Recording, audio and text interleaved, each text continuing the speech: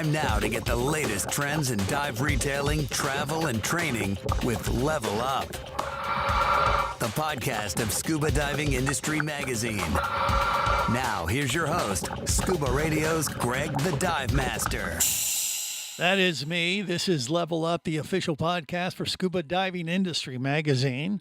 And for this issue, man, I'll tell you what, we got a lot to cover, but we got a few things we got to take care of first because that's right. It's been a crazy last week or so for the dive industry. Willie Klein with me from Scuba Diving Industry Magazine to help out. Willie, you agree with me, obviously. Yeah, you know, it's a sad moment when we lose great people, and especially in our industry. And we lost two really great ones in the last 10 days. Yeah. I'm gonna put up a slide here and cover my photo while we're chatting, but I'd like to invite Neil to take the lead on the first chit chat about Jerry Beaty. Yeah. And then Cathryn and Carlos, you can chime in on Michael or anybody as well, and then take a few minutes and let's honor him. Absolutely. Well, we got the dive god, Neil Watson. He was with me this past Saturday, which, by the way, we did Scuba Radio Live as usual, and it was one of the hardest shows that I've had to do, but I just felt it was necessary. It wasn't even 48 hours later, once we learned that Jerry Beaty had passed, and and it was a tough show for me to do, but thank God I had the dive god to lean on. It was a rough one to do, but we just got the crew together, and a lot of our friends that are here today and just talked about what Jerry meant to us and shared some of the adventures we had over the years. And yeah, I mean, you go so far back with him. You share a birthday with him, Neil. I mean, what are your thoughts? You know, actually, Jerry was a sales rep for me before he went to work for dive training, and literally had a key to my house and stayed at my home when he was in the area. And like I say, we shared birthdays 10 years apart. He was 10 years younger. But we both look forward to celebrating our birthdays together. If we couldn't do it together, we would certainly have a toast over the phone. Right. But I think the highlight of our birthdays was my 70th and Jerry's 60th, and we figured, well, we got to do a blowout. So we decided to do a joint birthday party at my house. Mm-hmm. So we started inviting our closest friends. And of course, Greg was there. Yeah. A lot of you folks, and our closest friends turned into roughly 300 people. Yeah. Right. I'm still suffering from PTSD from that party. It was a crazy one, and it kind of comes back in waves. But it was a monumental event, and but Jerry was just that kind of guy. You could just hang with him. He could drink like a fish. He was one of the best representatives in the dive industry when it came to just going to a show, and just every time you're around him, you'd just have an amazing time. Right, Neil? Yeah, I'm bigger than life. And you know what? I can't think in the 35 or 40 years that I knew Jerry, one person that said a bad thing about him. I mean, the guy was just gold. He would do anything for anybody. And just bigger than life. I think he knew more people than anybody in the diving industry. Well, that's true. Around the world, from being a rep to then being with dive training. Actually, when Jerry was working for me as a rep, he called me and he said, you know, I was approached by this new magazine, Dive Training, to go to work for him. What do you think? And I knew Mark Young and Gary Warden, and I said, dude, don't miss this chance. You'll be amazing, and the publication is outstanding. And God bless you. It's been great working together, but we'll be working together anyhow because I'm an advertiser in the magazine. Mm-hmm. But Jerry, boy, I'm gonna miss the guy. I'm gonna miss him. Yeah. Jeez. Well, we all are, and like you said, Neil, everybody in the industry knew Jerry. He was my go-to guy. Whenever I had a question about, hey, do you know this guy or this company, this destination? You know, he'd been around the world. He just knew everybody backwards and forwards. Sure did. And I'm going to miss him. And he's just fun to hang with. He was such a good friend, too. People would come to me and say, hey, Neil, I'm thinking about diving in Tierra del Fuego. Who do you know? Right. And I said, nobody, but I know somebody that does. Right. I'll get back to you. And it would be Jerry. I Mhm. mean, this guy, he knew everybody at every destination and would help anybody in the world at the drop of a hat. I Yeah. mean, kudos to a wonderful guy and a legend and pioneer. And God knows I'm going to miss him. Yeah. Well, it's only been, it hadn't even been a week. And I did scuba radio this week. It was really rough. It was therapy for me and my crew that had seen and hung with Jerry for the last 20 years. I mean, he was paramount in supporting scuba radio in the very beginning of doing our show, where here we are 28 years later. And I just miss him dearly. And the only, I don't, this isn't a great thing, but I mean, we're a month away from DEMA, and immediately there was chatter once news got out what had happened that we ought to use the opportunity to get all our diving friends together and celebrate Jerry accordingly, and get the team together and reflect. And there's some really cool things in plan for Thursday, I believe, at the DEMA Show. And Cathryn Castle is with us, and Cathryn's been paramount in putting this together. Cathryn, I'll hand it off to you. You want to say a few words and talk about that plan for the DEMA Show? I'd be happy to. Mark your calendars for Thursday, the 13th of November, and we will gather at the Rosen Center. I don't have a room assignment yet, but there'll be signs from 6:30 to 8:30.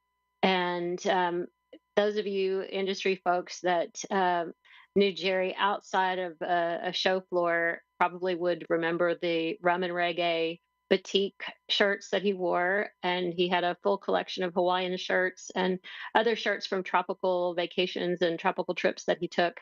So if you want to wear, what would Jerry wear to his memorial shirt? Pick something really flowery and outlandish, He had and two looks. I know he would enjoy that. Right. He had two looks when Yes. he was working the show at DEMA or any of the other dive shows. He would be wearing a suit and a jacket and the whole thing, looking Yeah. all formal and stuff. And then as soon as he got that off, he had his Hawaiian flower, his shirt going, and he looked like your typical cheesy Caribbean tourist. And I loved Perfect. it. And Yeah. He yes, probably had it and on underneath. Right. And anyone who has photos of Jerry that they would like to share for a memorial slideshow can send that to me by way of Scuba Diving Industry Magazine, and I'll be happy to see that your contribution gets included. Yeah. Well, I think I'm going to wear a Hawaiian shirt on Thursday all day for DEMA. Yeah, I was just going to make a challenge to the whole industry that we all wear Hawaiian shirts on Thursday at the show. Yeah. That would be a great tribute to him. If we Absolutely.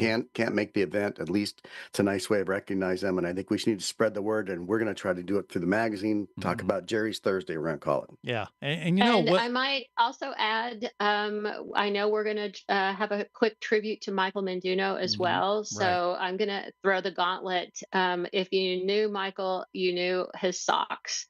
So if you have crazy socks that you can add to your Jerry Beaty crazy shirt, add the Michael Menduno socks, and you'll have the memorial covered. Well, there you go. Crazy cool. shirt, crazy sock great. day will be Thursday, maybe, So, at the DEMA speak- Show. Yeah. Speaking of Mike, Carlos, you knew him quite well, right? Well, yes. I have a few things that I want to remember about Michael. And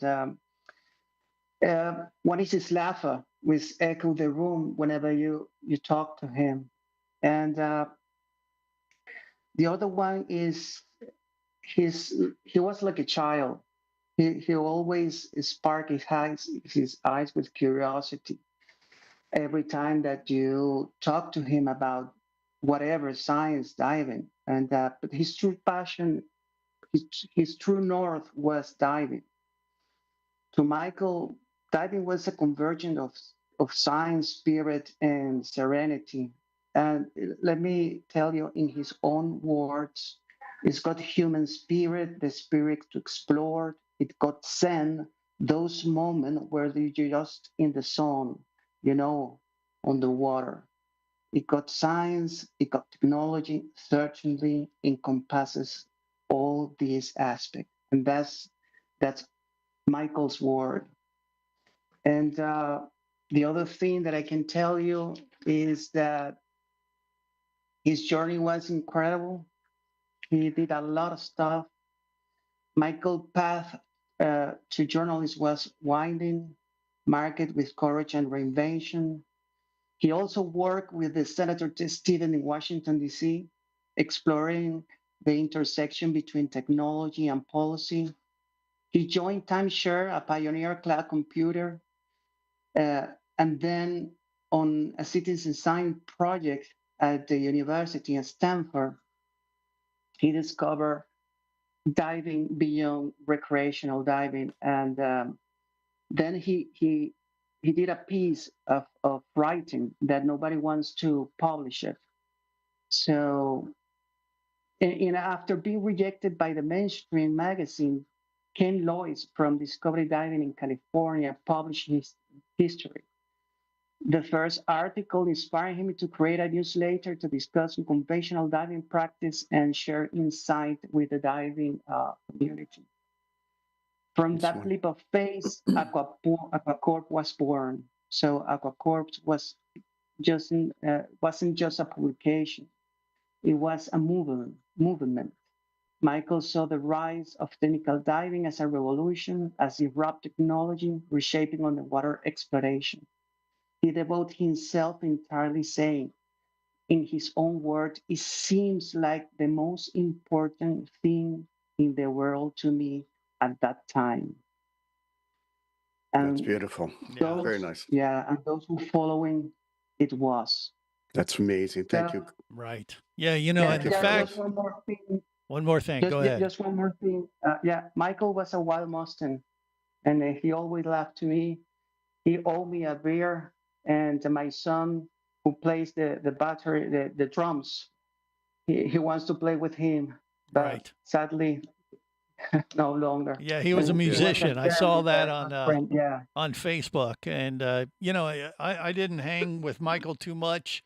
Because he kind of was from the tech diving world a little bit more outside of my circle of friends, and Jerry was a little bit more industry and recreational. But man, you see all the posts on Facebook and stuff.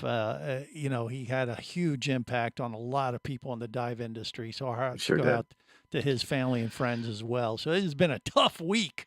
Yes, for the dive industry. We got a lot to cover today, and I appreciate the time we spent. And I know that we probably could spend the entire show talking about both these huge personalities because they were larger in life. So honor them both Thursday at the DEMA Show. Crazy socks for Michael, and Hawaiian shirt for Jerry, because I can tell you our whole staff will certainly be honoring them in that way. Sure. So let's get the show on the road, as they say. The show must go on. Let's put it that way. How about that? Yeah. And Britain is up first because we got to preview the DEMA Show, which here we're coming down to the wire. Britain, what do you got? What are you guys planning for the big event here in about a month? That's right. So we are about 34 days away from the DEMA Show. Our booth is going to be number 935, and we're actually taking marketing minutes on the road. So we're very, very excited to invite people to come onto the show, talk about their latest dive innovations, destinations, or retail success stories. So if you guys are interested, if there is anyone interested out there, email me at britain@scubadivingindustry.com just to schedule in your spot to get that locked in, and we'll take the rest. We'll take it from there. We also have our big DEMA issue dropping on October 27th, and it's not too late to secure your ad and reach every attendee before the show. Ad space deadline is October 20th, but again, if you can get art to us before then, we'll take the rest from there. But Greg, that's all I got. That's all you got. All right. What about from the publisher, Willie? That's your department. All I got to say is, thank you to all of our writers. You guys have made the magazine what it is. It's not us. The only reason we're able to sell advertising and pay Britain is because of you all and what you're doing and the writing you're doing. So thank you for the incredible contributions, because this is really a community effort and we appreciate it. And I just want to say thank you again in front of the whole world for everything you and all the other writers have done. So on that note, I think we should zoom back over across the Atlantic to our first writer this month. Yeah, Cathryn Castle. She's all wet today. So I can't really tell from the video, but she looks great as always. And I was like, She said "Hey, she was just scuba diving and came That's right out of right. the water and immediately sat down. She's trying to just work Sadly, the system accordingly." yeah, thanks as for a covering diver. for me, guys. Yeah. I just went out for a quick walk and got caught in an Azorian shower. So Right. as we would say in the Azores, I'm fresh. I'm Okay. fresh. All right. Well, that Yeah. works So, in Portugal, I yeah. guess, and that works for Yeah. us. But the latest issue of Scuba Diving Industry Magazine, page 24, how to create a money-making marketing strategy. And so the question we have for you today, Cathryn, is what is a marketing map? Whether you're Well, I'm wet gonna or not. Right. I'm going to start by asking our panel a question. How many of you, when you first started out in the diving industry, knew exactly what you were doing? Raise your hand. I still don't. So, I see no hands in the air. That's exactly right. okay. So, there are those of you that are watching and listening. We are your cautionary tale. Don't do what we did. Don't be like us. Do better. And that starts with having a plan. And you need to map out your way to the money using marketing tactics, coming up with a marketing budget, and learning how to connect with the people that want to pay you for that thing you do. So, this is actually one of my sessions that I'll be giving at the DEMA Show, and it's free to all DEMA attendees. It takes place Tuesday, the 11th of November at 1 p.m. And you can come and spend nearly an hour with me, and I'll actually walk you through all of the steps to create your marketing map. And the great thing about it is X is the target. So we're going to solve for X. We're going to put that on the map and we're going to push you towards the goal of reaching your customer and making money. But the really great thing is once you have this formula, it's rinse and repeat. You can do it again and again and again to make more and more money. And you can target different audiences with the same formula and get even better results. Wow. Great. Mhm. Great That's the article. idea. I love Now, this series. I now love you this tell series. me. Yeah. Right? Exactly. 60 years late. I love this series you've been doing, Cathryn. I think this is like this. Literally, we titled these types of articles "Business EDU." But it really is an education because our industry, can borrow a lot from the business world and should. And just because we're diving, we're not unique in that regard. And I love the fact you're applying these real basic business principles, and some are quite advanced principles to diving. And I think they're just done so well. Before we move on to our next speaker. I have to acknowledge the cover this month of our issue was shot on film. Now, for Britain, because he's never heard of such a thing, it's Right. actually it's actually the way we used to shoot pictures underwater.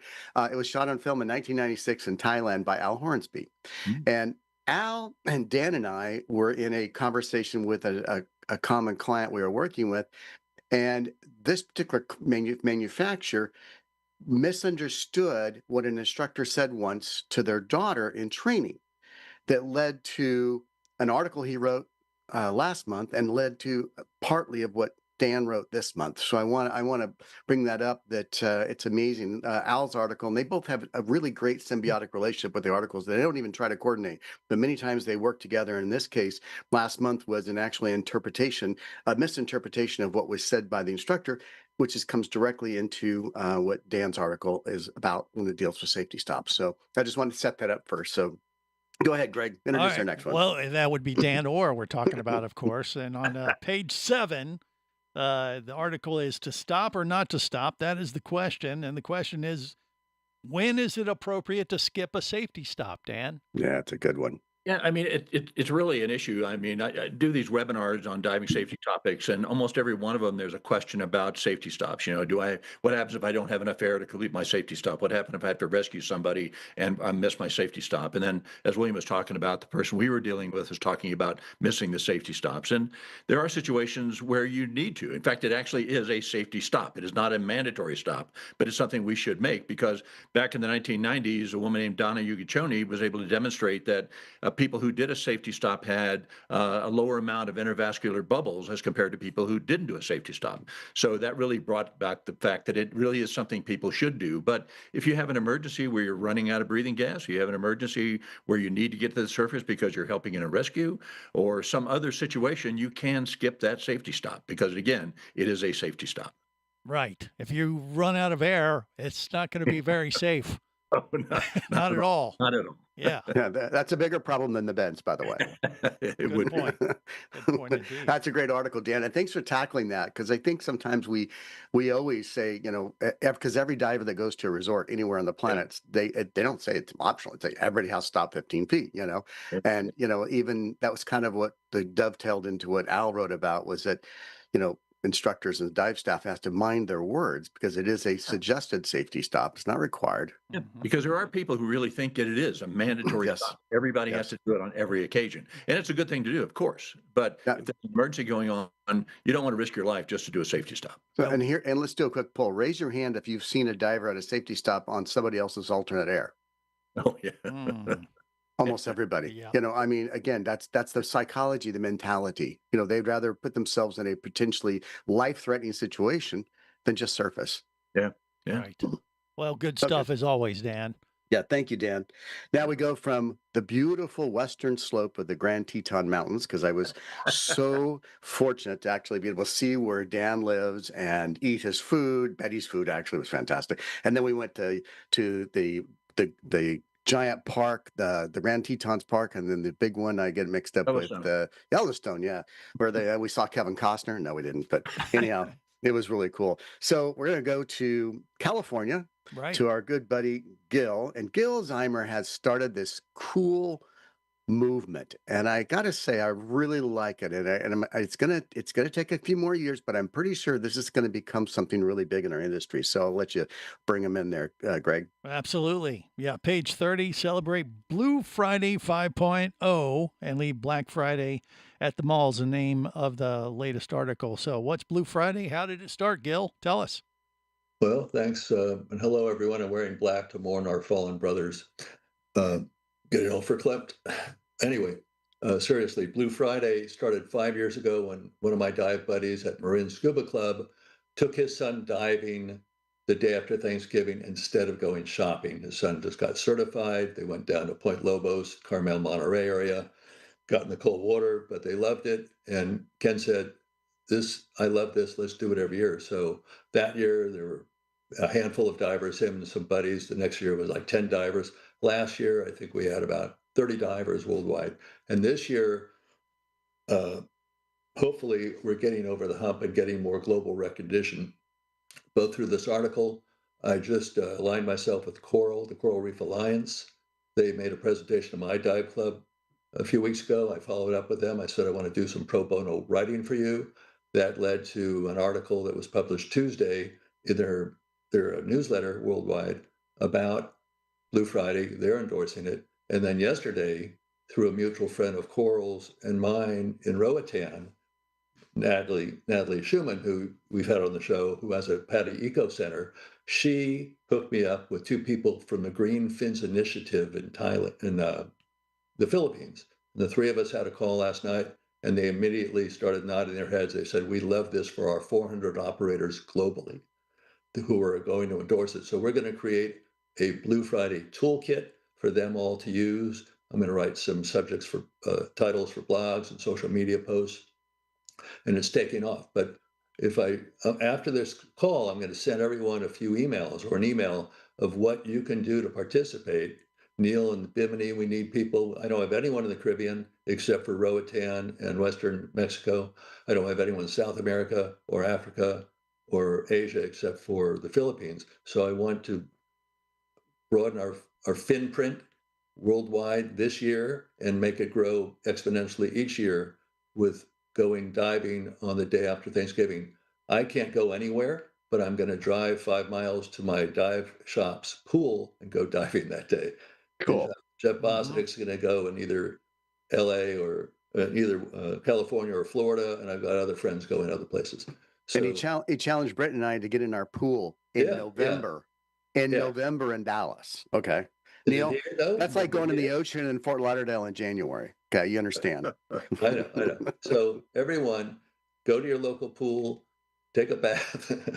Please I'll send an email, but please let me know if you're going to endorse it. If you are, send me an email beforehand so I can gather all that information. And then for the December issue of this magazine, I'll write a follow-up on how far our fin prints kicked. Gone. That's right. great. Thanks, Gil. Love it. Always. Love it. And also thank you to a number of you who've written reviews for my book, which will be my story next month. Yes, Gil has a book coming out. So Wow. now we've got Dan has a book, has published books. We've got Gil coming out with a book. Anybody else here? I has got a book? police report. No, I'm kidding. Oh, okay, yeah, that works. All right, so let's keep on rolling. Yes, Jeff Cinciripino.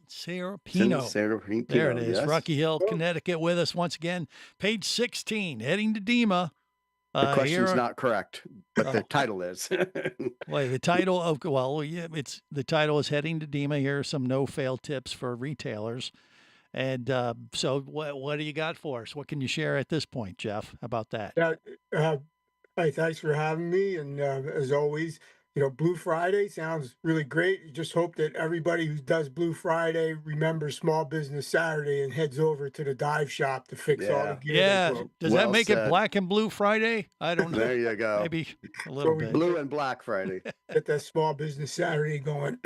But anyway, DEMA is only, like we said, a month away. And, it really is about planning your DEMA show. A lot of people just kind of show up sometimes, and 4 days goes by really quick, and you don't see what you wanted to see. You miss a presentation that you wanted to go to, or you didn't see somebody, or you didn't make that one party that somebody had. So planning for it is really, really essential. And DEMA has made it really easy to create a plan, and it's called the DEMA Show app. And if you're going to DEMA, you really have to download this app and use it, because it's got some really cool features in it. And it just came out. So if you've been waiting for it to drop, it did drop yesterday or the day before. I've been pinging on Tom and Nicole about when's it going to be here, and I finally told him, I said, I'm going on the show on Wednesday. I need to tell people what's up with the app, but it's out there and it's really cool. And it's got all the same features that it had before. And it really makes it, how you use it is up to you. But here's some ways you can start to build your schedule. What I like to do is first look at all the presentations that are out there. There's tons of them. So you can sort by category. You can look at them all. You can sort by day.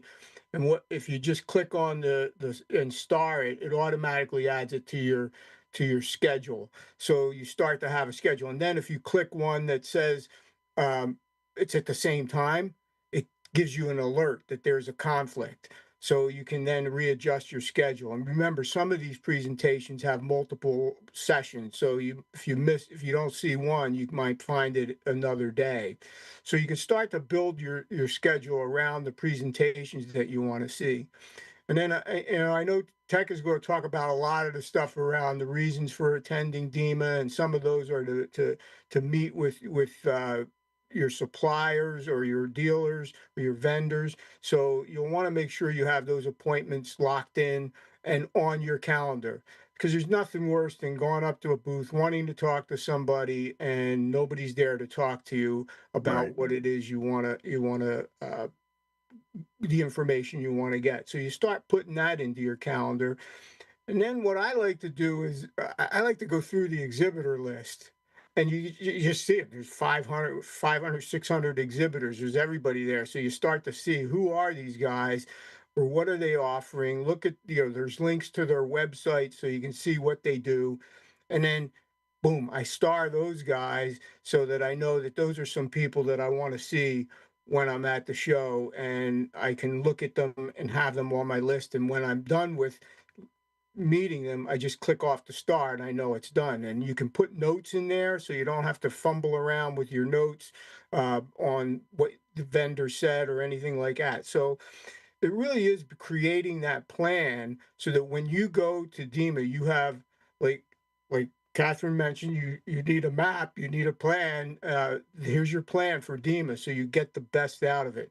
And then don't forget, there's a lot of things in there. There's a lot of off-hour activities that happen that aren't in the DEMA app. You have to pay attention to your email that comes in from different organizations or different vendors or different areas that say, hey, we have a social going on at this time or this night. Some of that's not in the DMAP. You have to be careful checking your email, make sure that you see what's happening and when it's happening, and get those on your calendar.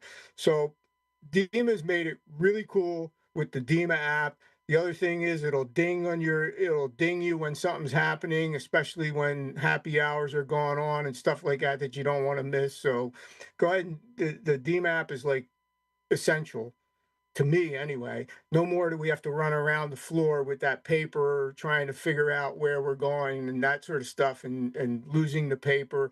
It's all on your phone. So that's my helpful tips for anybody going to DEMA to get ready to go. And I know Tech's going to talk about all the other great reasons why you need to be there. Thanks, Jeff. That was great. Yeah, not only Tech, but David and Lily also wrote. So we had 3 articles this month on DEMA. Next month, we're going to have a few more too. But great subject and great take on that, Jeff. So Greg, let's introduce writer number 5. Yeah, well, it makes sense. You know, you're using the app to plan all your appointments. And when you're a retailer, a lot of the retailers across the country and around the world use DEMA as a time to set up the trips that they want to take their customers on throughout the year. So, yeah, David and Lily have focused on page 38, planning your DEMA Show travel appointment. So what are some of the tips for retailers and planning appointments for booking travel? Lily, you up first? Or what do you think? Okay, go. So we've attended 25, at least over 25 DEMAs to date. And so I remember the dates when we had, the times when we had paper schedules and everything. And I have to say, we use the app all the time to do all our planning. So we're going to talk a little bit more about pre-planning with the app before you even go to DEMA. And so we do that to, to meet with our exhibitors and making sure that things get arranged ahead of time. David? Well, since, there's going to be about 5,000 diving professionals coming to the show just for a 4-day period, and you've got over 500, 600 exhibitors, of which about 100 are related to dive resorts, liveaboards, tourism organizations, and dive travel agencies. That's a lot to try to kick in there and try to catch it all in. If you're trying to get there and plan your dive trips. So that's what our article was about, is planning the dive trips, getting it set up. And if you're serious about getting that set up, then you need to have them give quality time so that you can meet the expectations of your clients. And without a prearranged appointment, the odds are very low that you're going to meet with the right people to negotiate the details for what your trips are going to be at the show. Yeah, you're right. Now's the time to start booking up your calendar. I'm sure Tech is going to talk a little bit more about that too, but yeah. Absolutely. Very well said. And you see all the travel exhibitors, they already have brochures and pamphlets there with all their specials to pass out. And without the appointments, there's very little chance that you'll get the right people. But if you have the appointment, you can sit down with them, ask all the questions that you need, get information, that you need for the trip, the boat diving, accommodations, land excursions, etc. And most importantly, how to sell your trip, because the client, they want you to also come prepared with your trip to be able to sell and they'll provide all the selling points for you as well to make it very easier for you to fill up your trip. Yeah, right. The only way to guarantee the meeting happens at the show is to schedule it in advance, like right now, so that your destination or travel agency can get you on their books and come actually prepared. Also for the meetings, because they already know now when you contact them what kind of trip you're looking for and the general time frame. And basically, if you're a retailer, you should have a feel of what the destinations your clients are seeking, so you can do research now on what agencies, travel agencies or destinations will meet those needs. And once you set up a list, then prioritize list, then start calling to make your appointments for the show.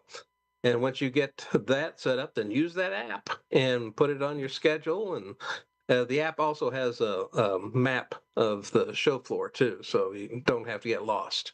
There you go. Yeah, one more comment for retailers. If you're new out there and you use your first DEMA or first few DEMAs you've gone to, go to the show prepared to make deposits.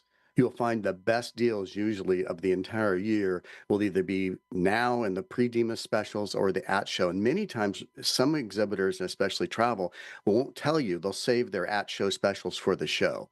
And so come prepared, have your calendar organized, know what holes you need to fill. That's the place to fill it, right, David? Right, Lily? Right. Mm-hmm. Yep. Well, thanks a million. I appreciate it. Great series you've been doing. It's wonderful. Thank you. All right. Up next, we got Shelli Hendricks, page 42 in Scuba Diving Industry Magazine, 10 characteristics of a great leader. So as you just have a picture of Willie, Neil, Tech. Yeah, I did. One of those applied to me.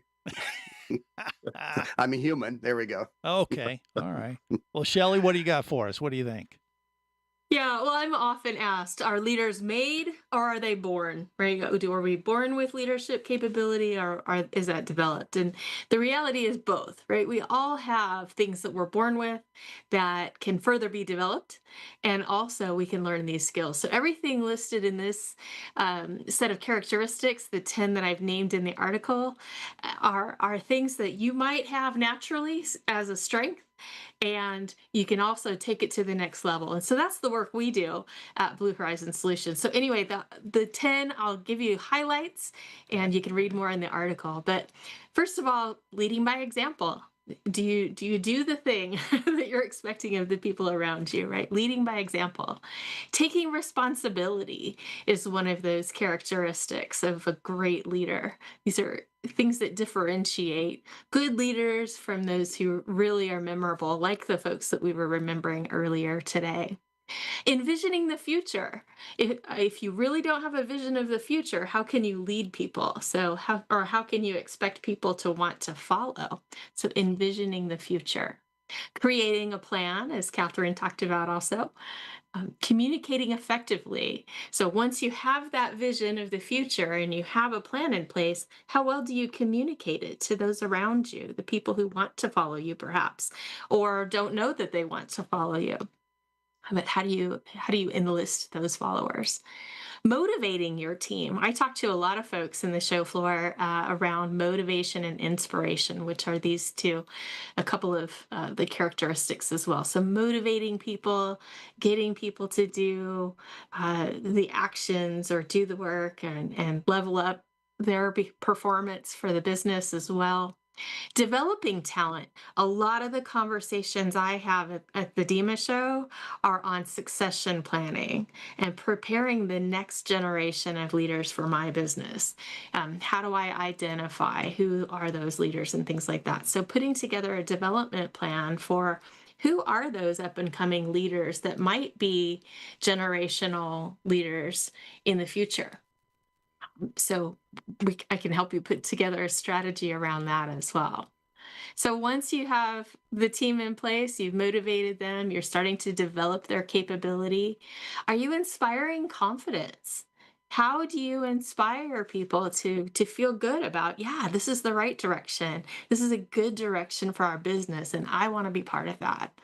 Right. So, and then of course, operating with integrity, in any corporate mission, vision, and values that I've ever seen written, integrity is one of those qualities that's almost always listed.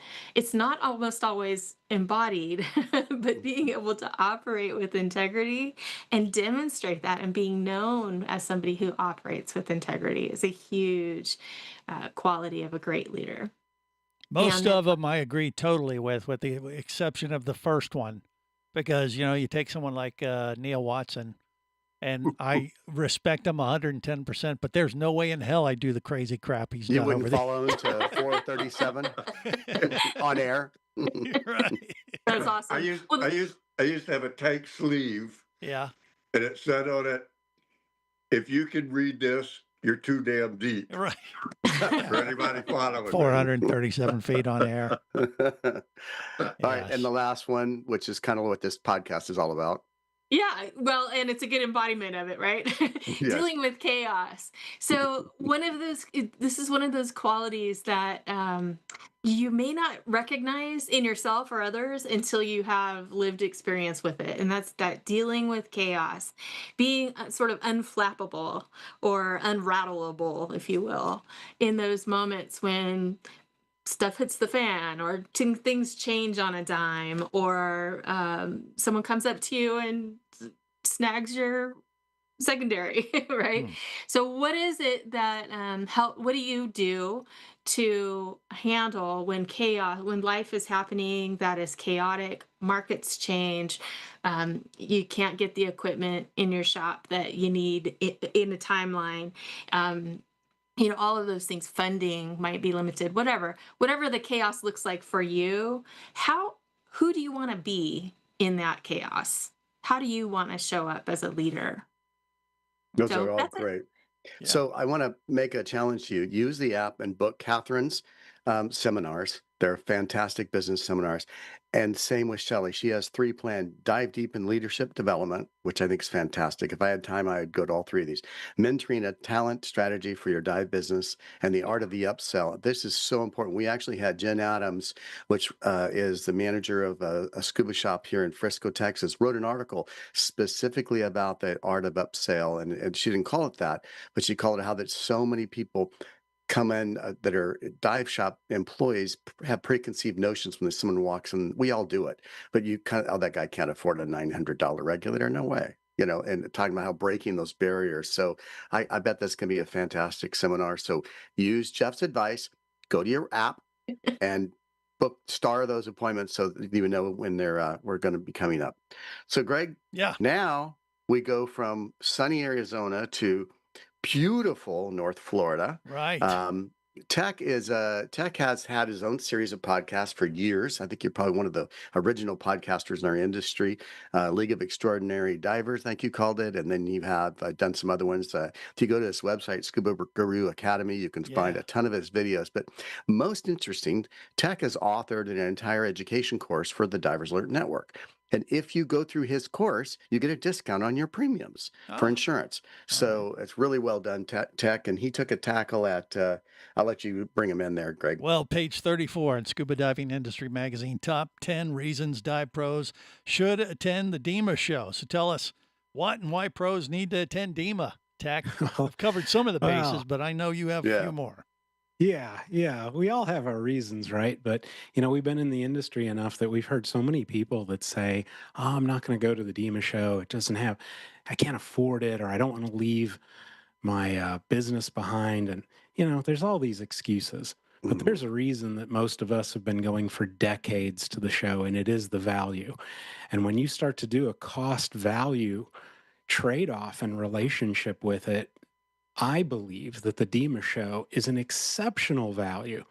And so when I kind of illustrate that out, I like to come up with a top 10 list that really just gets people to think about this differently. And so just a quick rundown of that list that just helps people to put this in a different perspective. Number 1, location. Now, it doesn't matter if it's Orlando like it is this year, or New Orleans or Vegas or whatnot. Getting away and getting out of the dive center actually puts you in a new frame of mind to start thinking things differently. You're not bogged down with all the things that go on every day, like you'd be watching YouTube videos on leadership or entrepreneurship. No, go there in person.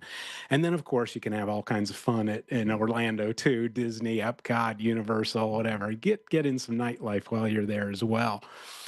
The number 9 thing I like is the resource centers that DEMA puts on. Resource centers are these areas that are just magnets for areas like photography, videography, technical diving. And I consider the Author's Corner actually a magnet too. That's just about like digging into areas of specialty. And so many people are in that now the booths line up around these resource centers, and they actually have educational seminars on the show floor. I love the resource centers, and I think that's a big draw. Number 8 is the social events and parties. Yes, this could probably be number 1 on some people's lists. Yeah. Okay, mine. But I'm going to put it at 8 because, here's the big thing is that, yes, there's all kinds of stuff going on. We just talked about the memorial for Jerry. But you've also got the American Academy of Underwater Sciences, that beautiful gala that happens every year.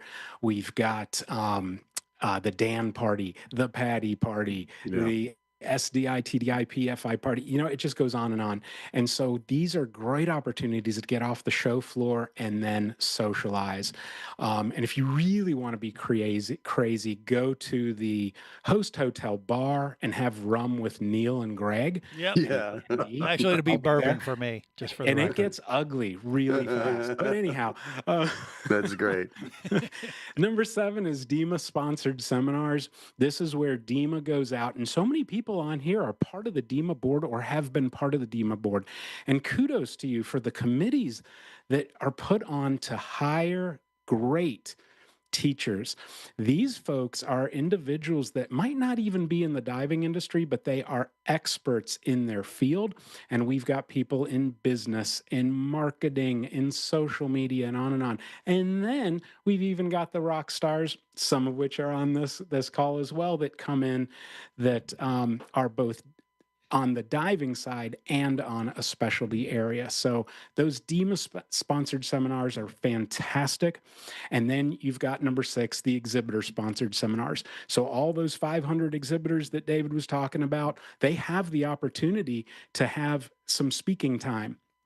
This is where you can get a lot of info, especially if those booths are crowded. Go to one of their presentations. Do what Jeff was saying. Look up those seminars and put them on your schedule. They're really cool. And that's also where you're going to see dive training agencies doing a lot of their training in dedicated rooms as well. Booking dive travel, just like David and Lily were talking about, there's so many options there. And there's just aisles and pavilions of travel hosts and opportunities. So I love that. That's on number 5 on the list. Latest products is number 4. Yep, you've got those beautiful display cases that have the new products. Go check those out, and it tells you what booth to go to. And if you've heard of Avello, not all of us have been diving it like Dan Orr has. I think a few of you have too, right? But if you haven't ever seen this thing, it's there. Check it out, as well as everything else that's new. Then number 3, dive training agencies. This is where you get to meet all the people that are creating the books, materials, standards that are part of the agencies you belong to. And you can even learn about other agencies too and see who's doing what. So I love that. And then number 2, equipment manufacturers. Yep, they're there. Whether you're making your purchases at the show or not, this is still a great time to connect. And I think it's a wonderful thing to put your hands on products, new products, and then get to know your reps even better. And then the number one thing, this is the number one thing that has actually been a part of the DEMA surveys for decades. It is the number one reason people come to DEMA, and it is networking. And I concur. And the big thing is, the people that you will meet at the show will help you in this industry. You will grow, you will magnify your presence, and you'll get to know people, and you will have literally lifelong colleagues and friends just from the networking opportunity there at the show. So and, that's the top 10. And so one of the things any one of them is a great reason. I'm going to go back to your number 2, your sales reps, developing a relationship with your sales rep. Many retailers don't realize they are probably the best resource you have, because there's nobody else that walks into your shop that has seen 500 shops in the last 3 to 5 years. I mean, there's some of them that have seen almost every shop in an entire region, and they see them multiple times a year. Talk about a resource if they can tell you what's working, what's not working, what Joe's doing down the street that's different from you. If you have that kind of relationship, they'll tell you. And a lot of people, they're not just a salesperson. They truly are a great resource. So I would love to figure out a way to get somehow closer. We've had a couple of reps on some of our podcasts, and the information they can just talk about, Britain, is just amazing. They have an incredible depth of knowledge about retailing. So thank you, Tec. Great article. Yeah. Wonderful. And then we're going to skip over back to the California coast for our last writer. Last but not least, I love this series that we've been doing. One of the very first issue that we published in January 2020, January of 2025. No, this is last year, was on how to utilize your resources in a dive shop to make money outside of diving, such as swim lessons. Sounds so silly, but there's so much money in that. Mermaiding was a big one too, and there's a lot of shops that have capitalized on that. And Gretchen's kind of come up with an idea that is really quite brilliant, because every dive shop either has access to a pool or has a pool. You can't hardly do it without it. That's right. So I'm going to let you bring her in, Greg, and introduce her. She's a fitness guru kind of thing. Has that going on. Gretchen Ashton, page 19, creating a group fitness program for your store. I mean, because a wetsuit will only suck in so much. You got to do a little bit more than that, right, Gretchen? It does help a lot. And you can make money with it if you're a retailer, if you put a program in place. And that's what your article's about? Yes. Hi, guys. Group fitness for the dive center kind of happens in two ways. One, you can host an activity that involves a group of people all exercising at the same time. You can do it in your pool, or you can do it in a classroom setting, but also group fitness can tie into your group travel. So if you have a trip coming up in a few months and you have a group of people who are getting together for, to get acquainted and plan the trip, and you have a few months to work with, you can bring them together for an exercise program that's designed specifically for the destination that they're traveling to. And you can motivate them to be more prepared for that trip. And at the same time, create a fitness culture, a sense of community, a connection between those folks that are going to be traveling together. So how to make money doing that was one of the big questions. And that is simply, bring in fitness professionals and lease out your pool to that person. If you want to teach, have aquatics classes in your facility, handle it the same way you would swimming lessons. If you want to team up with a local gym and a local personal trainer, you can have them come in. But I have an even better way yet, because ScubaFit is a distinctive specialty. And what we want to do is teach divers how to have a fitness lifestyle so that they can create longevity for their diving lifestyle. And so ScubaFit has made it quite affordable to have an instructor take the course. One time take the course, $249 is what it costs, and they get a complete teaching kit. They commit about 10 hours to teaching the class. The ratio is about a 1-to-8 ratio of students to instructor. And the instructor can charge whatever they want to their clients for that ScubaFit specialty. So they can charge the same amount, $249, or they can package it with other specialty courses to create value. And in the process, the instructor gets all this great health and wellness information for themselves. And then the instructor role models it for their diving clients. The shop makes money, and there's no overhead for the dive boat. You don't even have to get in the water, but your divers will be safer in the water. They're going to be more likely to advance their training. And they're also going to be they're going to dive more often just because they're fit and they feel good. And so use less air too. Use less air. Yes, they'll use less air. That's part of the sort of look better in a Speedo or whatever. That's true. Yeah.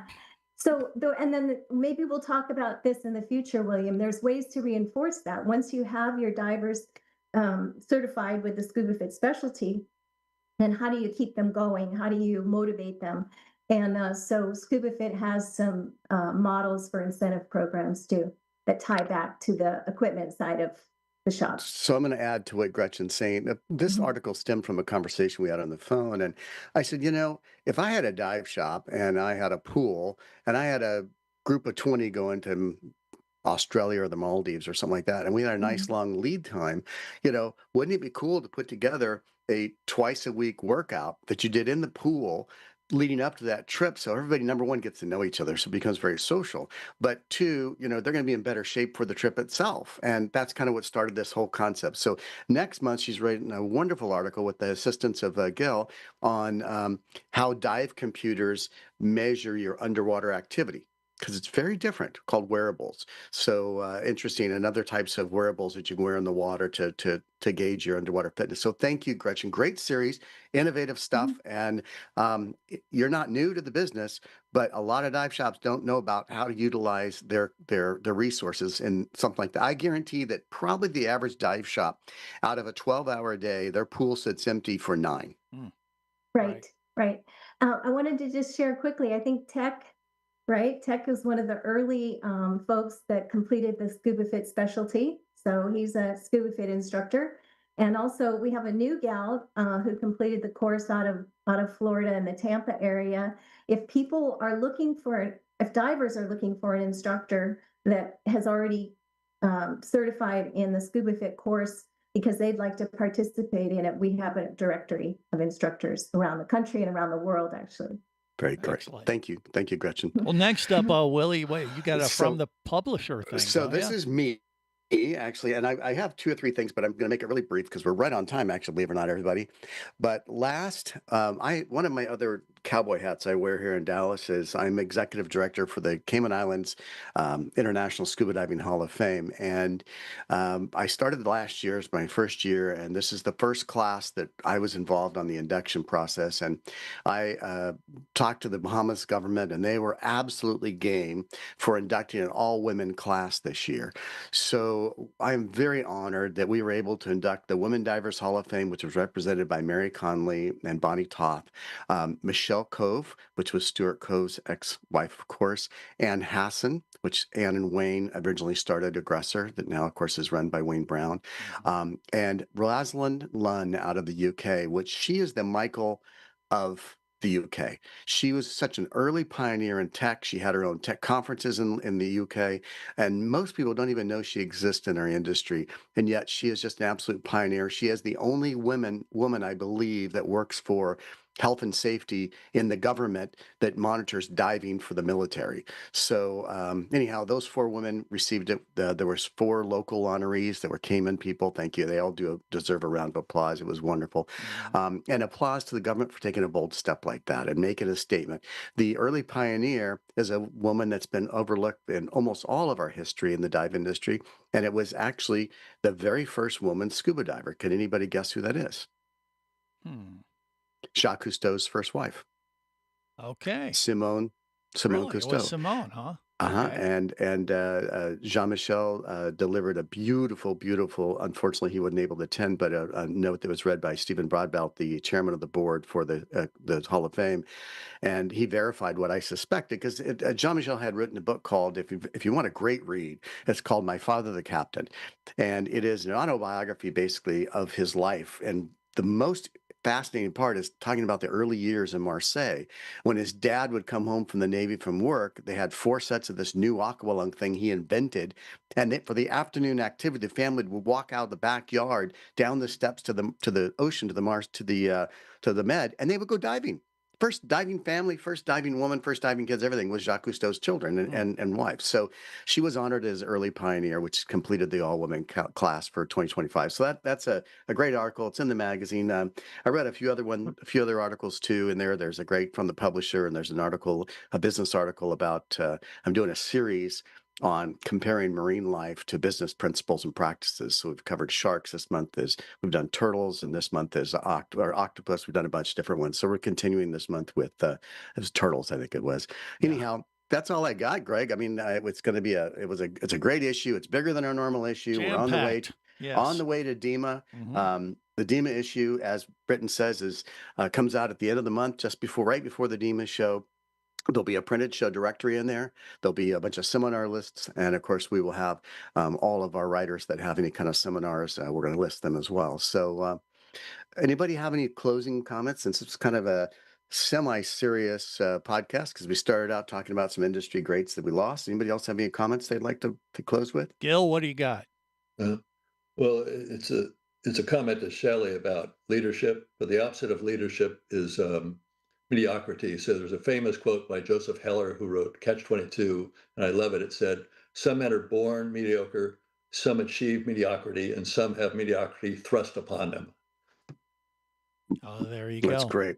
I do want to mention next month we have, has anybody here ever heard of Little Corn Island? You hadn't. You have. Nope. David, okay, you're the only person. I've never heard of it in my entire life. It's an island off the coast of Nicaragua. It's supposed to have some of the best diving in the Caribbean practically, and you've never even heard of it. So Carlos Landers wrote an article about that. Dan's continuing his series looking at nitrox diving, which is going to be interesting. Al Hornsby, just such a great guy in our industry, is continuing his. He writes these 500-word articles that could be turned into a book, every one of them. And because he spent his entire life at Patty dealing with litigation, he has all these stories of what not to do. And it's so incredible what he's writing about. David and Lily about why fam trips are important. We have a new writer that wrote on photo tips for pros that go on liveaboards, Richard Aspinall. Got a new writer from the owner of Dive Planet down in Australia on a great southern Great Barrier Reef guide for dive retailers. Wayne Brown's going to service on customer service, and then a whole bunch more. So it's going to be our biggest issue of the year. And again, thanks to all of you for making that happen. And anybody, go see these people. They're all going to be at DEMA for the most part. Come to 9:35. It's going to be the writers can hang out there as much as they want.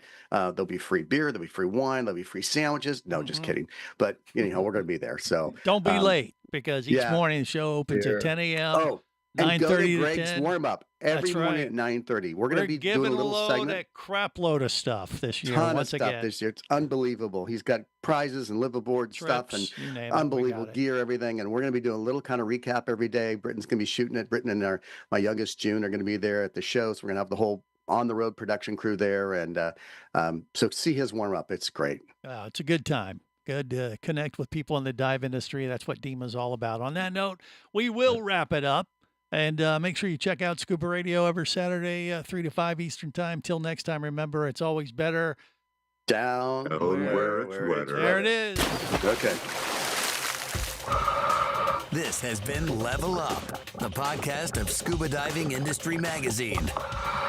Produced by Scuba Radio and the Klein Group. For more info, go to scubadivingindustry.com.